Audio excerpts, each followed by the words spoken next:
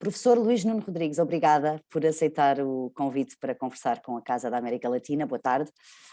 Estamos Boa aqui tarde. para conversar sobre este seminário América Latina hoje, que é desenvolvido e resulta de uma parceria entre a Casa da América Latina e o ISCTE já há 12 anos, portanto o 12º seminário foi agora recentemente, e a razão pela qual o convidamos para conversar sobre ele, sobre esta iniciativa, fazermos aqui uma espécie de balanço e percebermos também o que é este curso, prende-se com o facto de o professor ser do ISCTE. Eu vou fazer aqui uma breve apresentação sua, uma vez que o seu currículo é extensíssimo, vou apenas dizer alguma informação.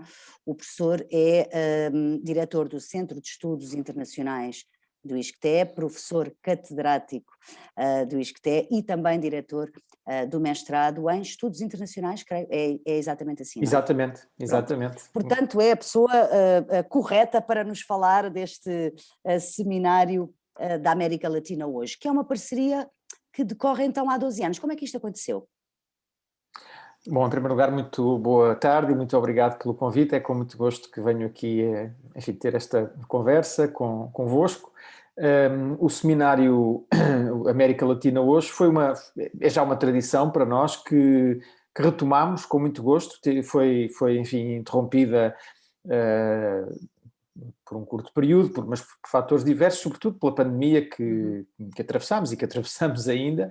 Mas que voltou este ano, voltou, portanto, em formato virtual, em formato online, não é? Devido às circunstâncias que atravessamos, mas que voltou, sob o ponto de vista, bastante reforçado pela nossa parceria muito sólida entre as nossas duas instituições, entre o ISCTE, em geral, a Universidade, em particular o Centro de Estudos Internacionais, e a Casa da América Latina, uma parceria que já vem de há bastante tempo.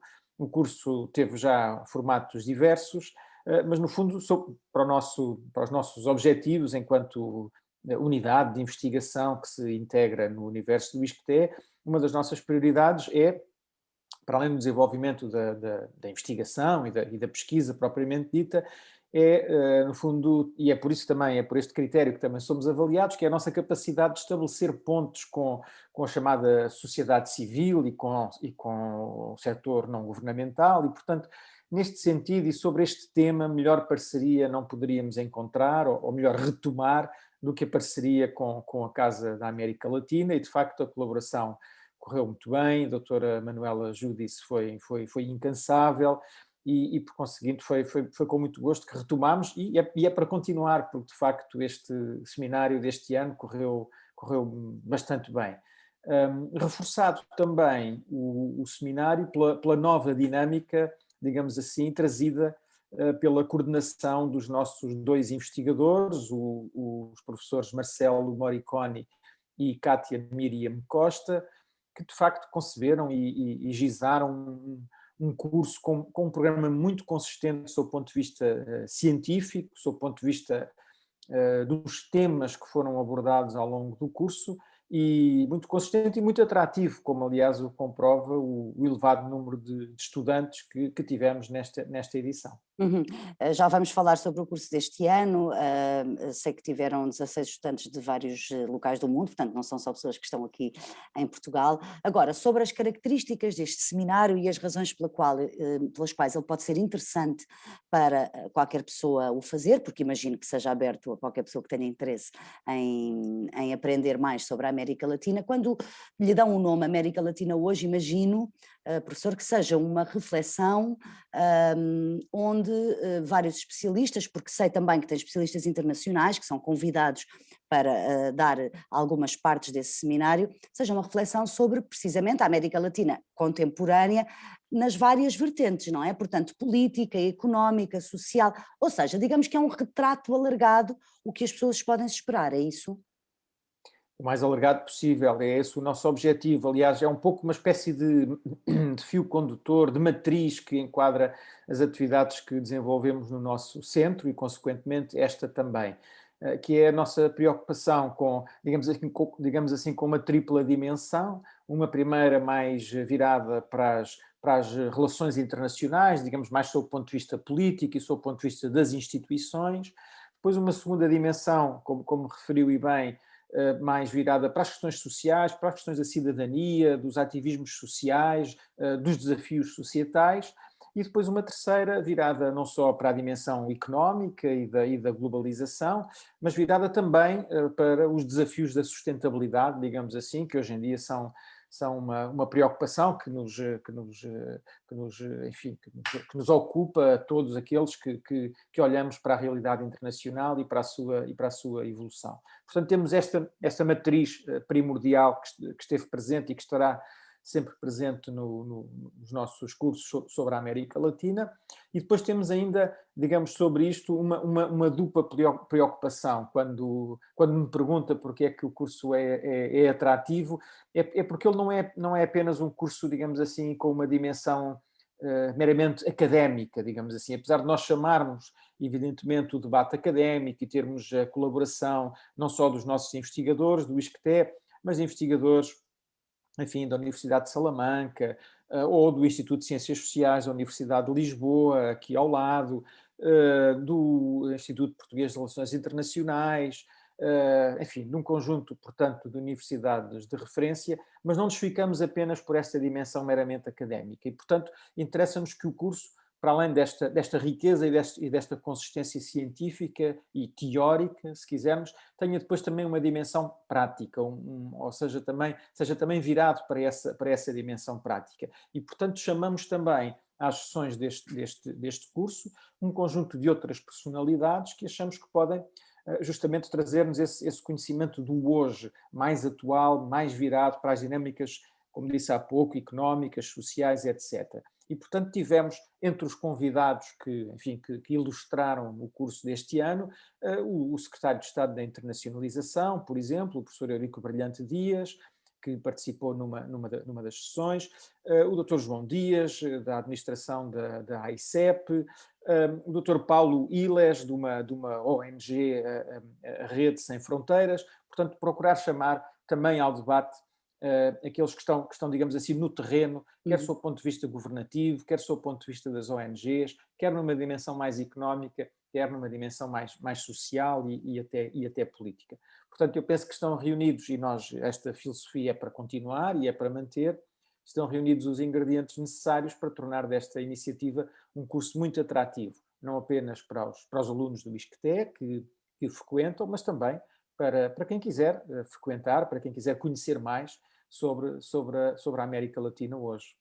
Eu tive a oportunidade de assistir a algumas das sessões do seminário deste ano e de resto pareceram-me bastante interessantes e apercebi-me e queria que o professor comentasse esta ideia de que o seminário, além de dar uma ideia e de dar informação sobre a América Latina, a América Latina com o mundo, nas várias relações económicas e sociais e políticas, dá-nos também uma ideia das relações entre os países latino-americanos entre si, não é?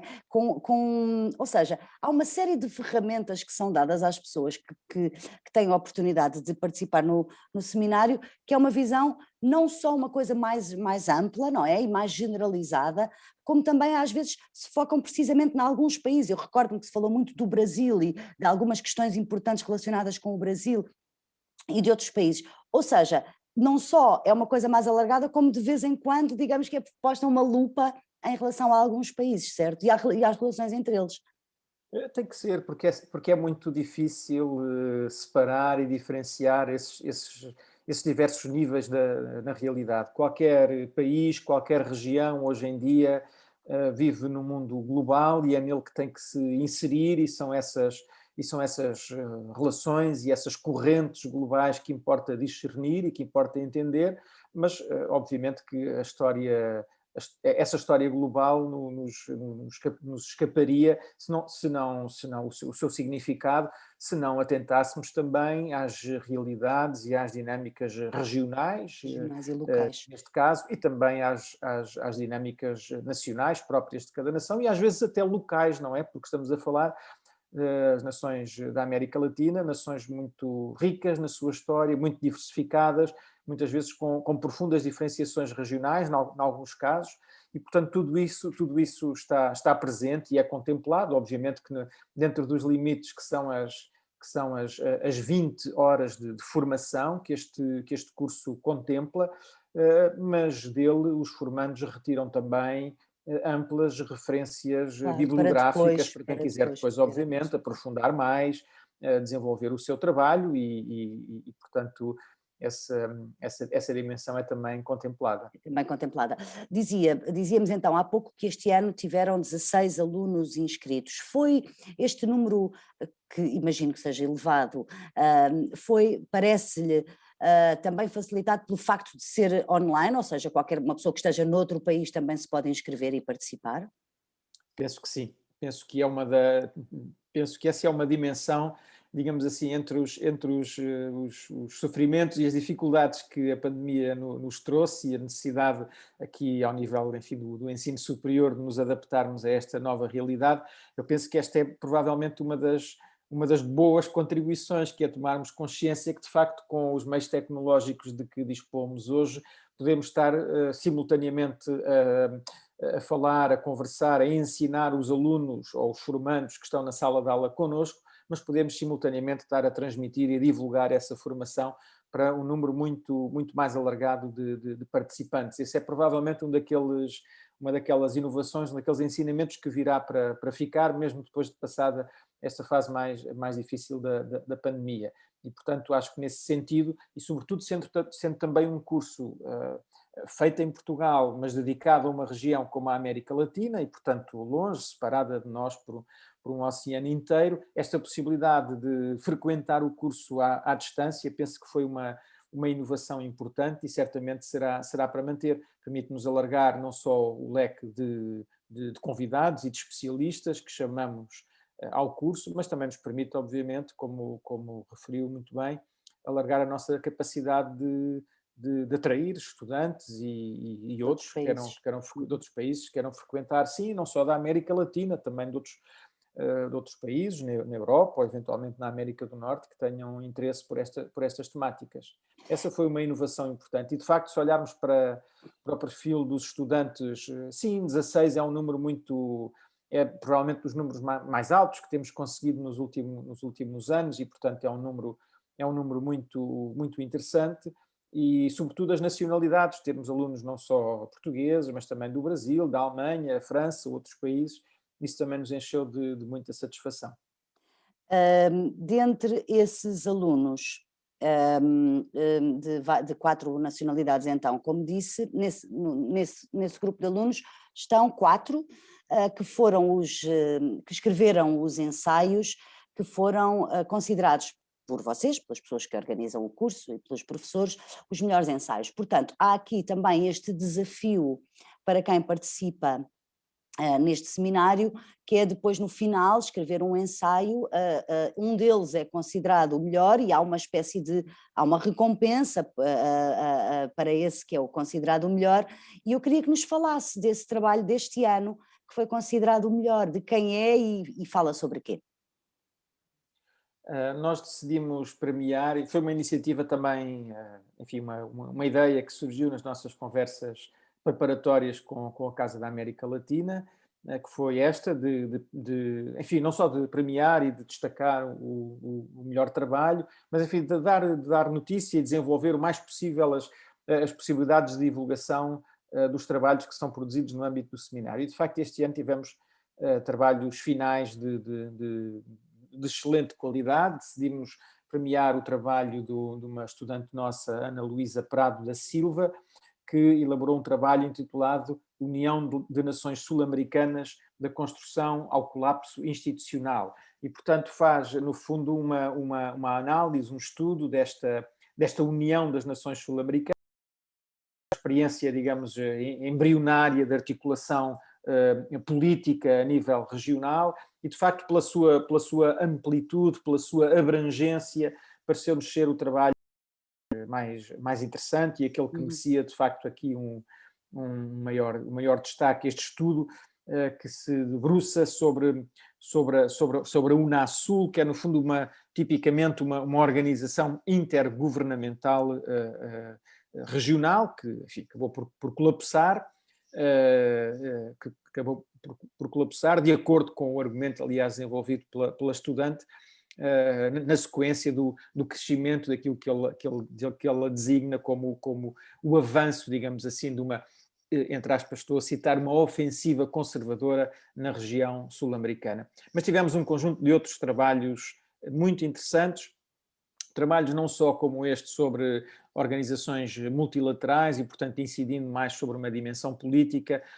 Um dos trabalhos também que nos mereceu destaque, submetido por um outro estudante, o João Bernardo, foi um trabalho sobre as questões de género e de representação política. Esse debruçava-se essencialmente sobre a situação no Uruguai. Tivemos um outro trabalho da Maria do Mar sobre a biopolítica em Cuba, também muito interessante esta análise dentro desta perspectiva e da temática da biopolítica, que aliás foi um dos temas apresentados numa das aulas do nosso seminário. E depois também um outro trabalho muito interessante da Marlene Schneider, uma aluna alemã que tivemos sobre a questão do lítio na Bolívia, e portanto aqui também uma preocupação com as questões ambientais e com as questões da sustentabilidade. Tivemos uma riqueza muito grande, estou só a enumerar estes 4 porque foram os que chegaram, digamos assim, aqui à fase final, mas fiquei muito feliz. Eu não pude acompanhar, digamos assim, os trabalhos com muito detalhe. Os nossos investigadores, o Marcelo Moriconi e a Cátia Miriam Costa, assim o fizeram, mas depois, quando li os trabalhos finais para decidir aqui da atribuição, portanto, do nosso prémio, fiquei muito agradado com a qualidade e, enfim, estes 4 seguramente são trabalhos com mérito suficiente para serem publicados e para serem divulgados o mais possível. Que bom, que boas notícias, professor, muito obrigada. Foi um gosto conversar consigo e ficar a conhecer melhor este projeto e o potencial que ele tem, não é? E o interesse que ele tem. Assim, como disse, seja para continuar e que para o ano haja, ou este ano ainda, não sei como é que são as vossas, porque deste ano decorre de um atraso do ano passado, não é? Por causa da pandemia. Exatamente. Portanto, não sei se o plano é fazer ainda este ano ou, bom, no início do ano que vem, mas que seja, considero que esta